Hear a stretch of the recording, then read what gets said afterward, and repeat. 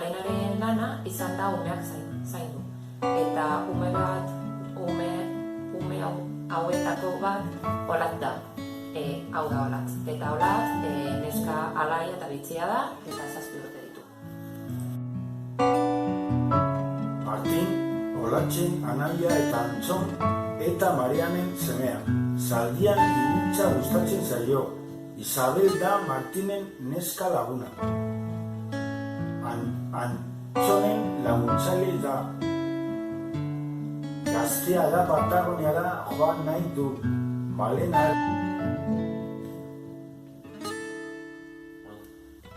Isabel da. Zaldian ibiltza gustatzen zaio. Maitekorra eta alaia da. Elena, Isabelen aizpa, Mikia da. Arroa da.